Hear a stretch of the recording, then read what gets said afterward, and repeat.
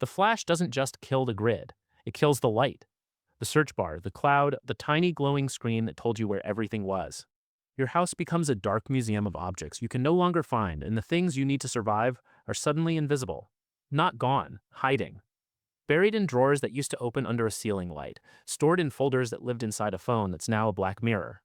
Most people will spend the first night of an EMP tearing their own home apart, screaming at the dark, while the four things they desperately need sit 2 feet away in perfect silence.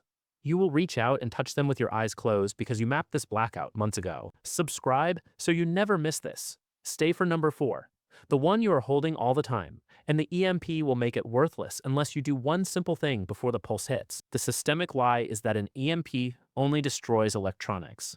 It destroys your organization, your external memory, your visual access to the small, critical objects that modern life kept sorted with screens and light bulbs.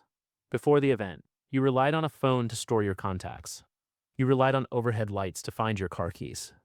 You relied on a searchable digital archive to access your insurance documents, your medical records, your bank statements. When the pulse wipes all of it, these things don't vanish from the earth. They vanish from your reach. They become invisible because the system that indexed them for you is dead. Number 1. Your spare keys.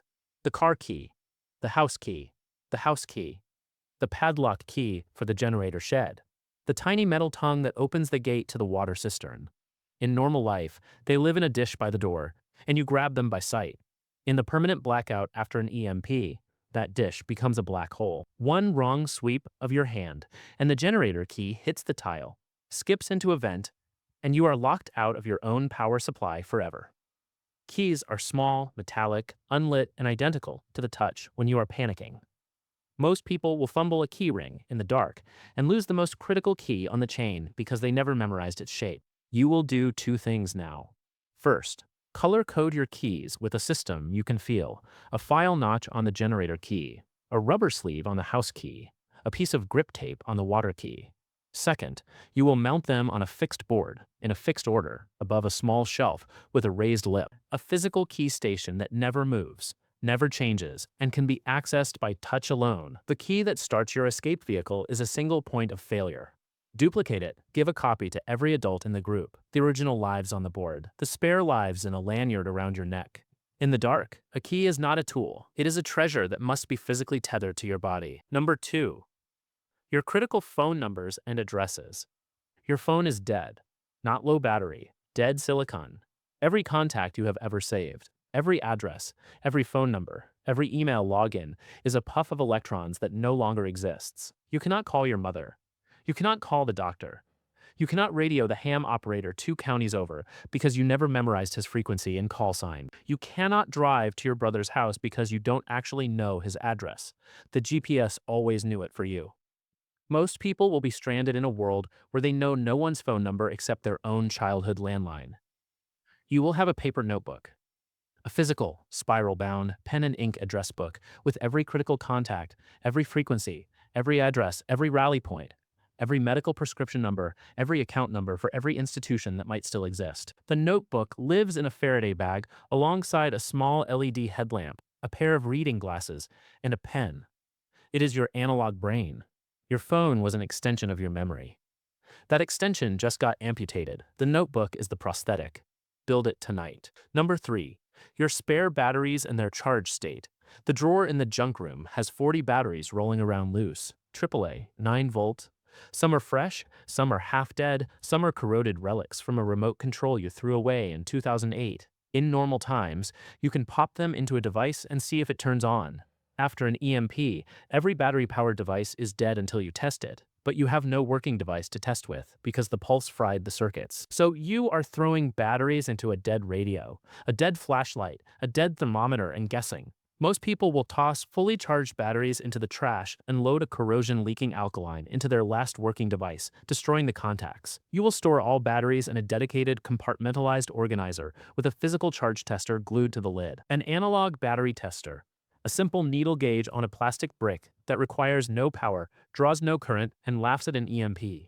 Every battery before it enters storage gets tested and labeled. Sharpie on the side, label every battery 92%, dead, full. When the lights go out, you open the organizer and you can feel the labels. You know exactly where the charged AAAs are, because you labeled the row. Batteries in a dark drawer are invisible energy. Batteries in a labeled case with a mechanical tester are a reserve currency. Number 4. Your physical cash and small valuables. The wallet in your pocket. The emergency cash in the safe, the silver coins, the gold ring, the USB drive with the encrypted backup of your identity documents. After an EMP, any digital record of your money is gone. The ATM is a brick. The credit card terminal is a dark screen. Cash is briefly king, but cash is briefly king, but cash is paper. Paper burns, tears, gets wet, and in the panic, you will fumble a stack of bills into a puddle or a pile of kindling. The gold coin you bought for barter is a tiny heavy disc that will fall out of a torn pocket and vanish into mud.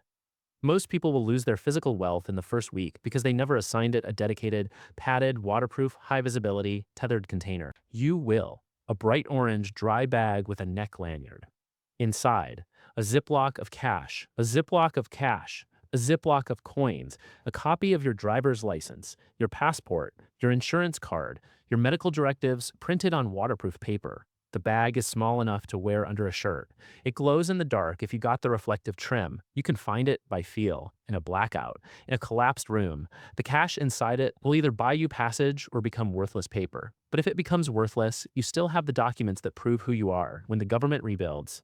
Physical value in a world without digital verification is worthless if you can't find it. The orange bag is a lighthouse for your thumb and forefinger. Here is the reality. The electronics manufacturers and the prepper gadget ads will never tell you the EMP does not steal your stuff.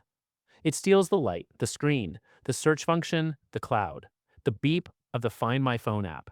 It steals the infrastructure of location.